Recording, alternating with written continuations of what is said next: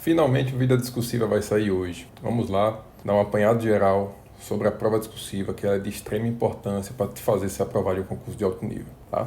Coloquei aqui do lado o que eu vou falar nesse vídeo. Eu vou tentar dividir esse vídeo em dois, tá? Primeiro eu vou dar uma introdução geral e depois eu vou vir com exemplos reais, específicos, mostrando como eu resolvi as provas discursivas. O concurso público ele pode vir prevendo redação temática tipo Enem, uma discursiva técnica, um estudo de caso ou um parecer ou peça técnica, né? Depende do nome aí, pode mudar de um concurso para o outro.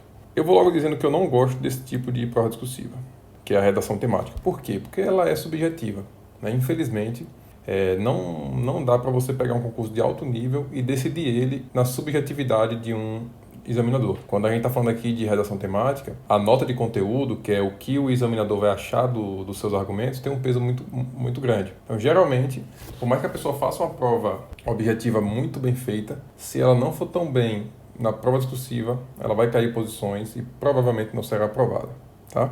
Como eu vou falar aqui mais na frente, a porcentagem de valor das provas discursivas, elas são bem significativas e sem ela, infelizmente, não dá para ser aprovado. Só para adiantar aqui, eu coloquei aqui, por exemplo, 20 a 40% do total da prova. Então, simplesmente não dá. Então, temos o primeiro tipo, temos a discursiva técnica, que na minha opinião é a mais fácil de fazer. Temos o estudo de caso, que ele está ali entre a discursiva técnica e o parecer técnico, e temos o parecer técnico, tá? Vamos de um por um aqui analisando agora. A redação temática é o seguinte, muita gente me diz que tem dificuldade em escrever, tá? Eu também tinha dificuldade de escrever no ensino médio, tá? Só que quando você vai estudar para concurso, você tem que saber jogar o jogo dos concursos. Você não pode querer começar a escrever bem de uma hora para outra, isso não dá. Mas dá para você pegar um modelo de redação e você meio que treinar somente esse modelo, fazendo aquela introdução básica, né, que você vem com a tese.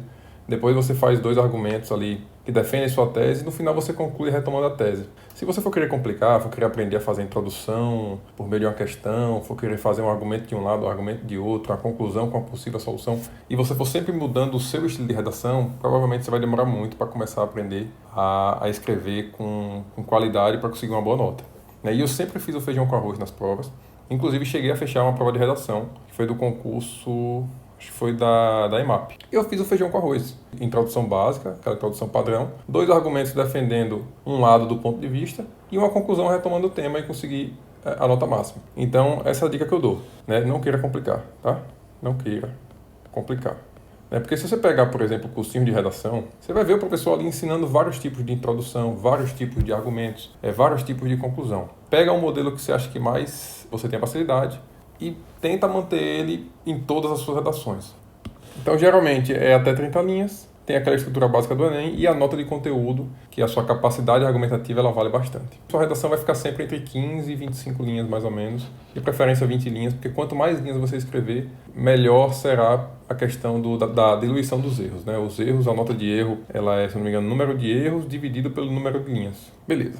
Segunda discursiva, que é a discursiva técnica. A discursiva técnica ela é a mais comum de ser cobrada na maioria dos concursos. Vai vir um tema específico, vou dar um exemplo aqui para ficar mais fácil. Vamos supor que venha cobrando lá, cite as diferenças entre a tomada de preços e a concorrência. Tá? Vem esse tema aí, por exemplo, de licitações. Então você faz a introdução se você quiser, tá?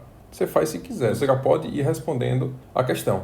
E uma dica que eu vou dar aqui, que eu já deixei aqui até para me lembrar, para não esquecer. Lembre-se que o examinador ele vai estar cansado. Ele vai corrigir diversas discursivas, 100, 200, 300. Então tenta estruturar seu texto de uma forma simples, que faça com que o examinador perceba onde estão as respostas. Porque o examinador vai ter lá de um lado o padrão de resposta da banca e vai ter a sua redação. Então ele vai ver lá, por exemplo, uma das diferenças entre a tomada de preço e a concorrências é o prazo para a apresentação das propostas. Aí ele vai ver lá no seu texto onde é que você falou sobre isso, para te dar a nota máxima ou não. Então tenta estruturar corretamente, porque acontece muito mesmo, isso já aconteceu comigo, do examinador ele não achar a resposta de um determinado tema, ele zerar aquele tema para você, só que aí você tem todo aquele trabalho de fazer um recurso para mostrar para o examinador que na linha tal está aquele determinado tema, sendo que isso podia ser prevenido se você fizesse uma redação um pouco mais bem estruturada, tá?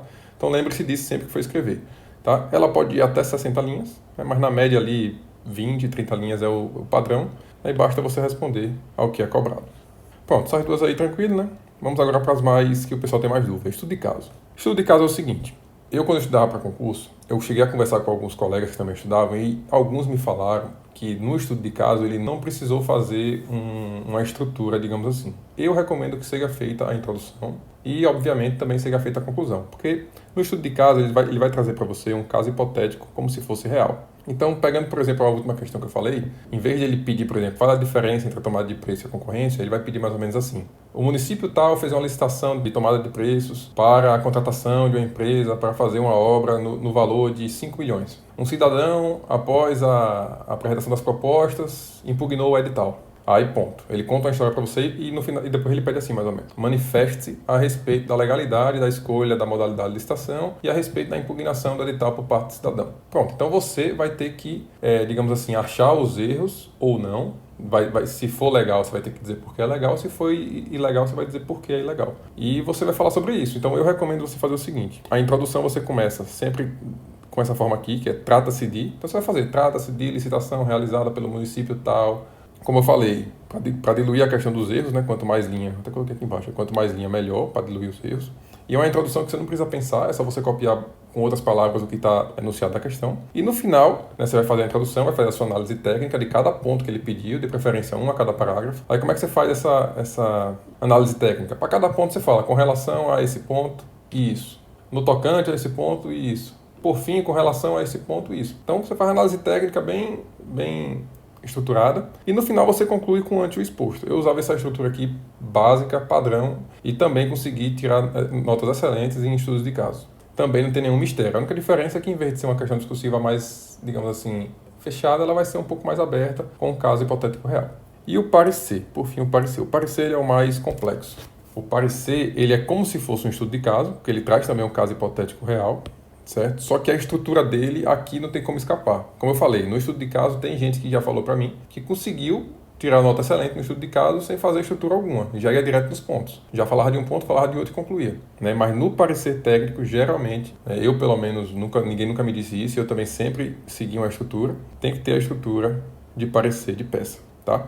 Então, por exemplo, o parecer técnico você vai começar lá, geralmente, fazendo a introdução, né? Pode começar assim também, trata-se de, certo? Não tem problema nenhum. E aí depois pode vir ou não uma análise de admissibilidade, tá? Você pode analisar se aquela manifestação ela é admissível, geralmente vai ser, mas você tem que fazer, tá? Aí depois você vai fazer a sua análise técnica. Por fim, você vai concluir. Depois você pode ter que, digamos assim, fazer propostas de encaminhamento, recomendações para serem encaminhadas e assim por diante. Então, o parecer técnico eu vou fazer um vídeo específico sobre ele, porque ele é um pouco mais rebuscado. Mas não se assuste. Basicamente, o parecer técnico é tipo um estudo de caso com uma estruturazinha um pouquinho mais rígida, só isso.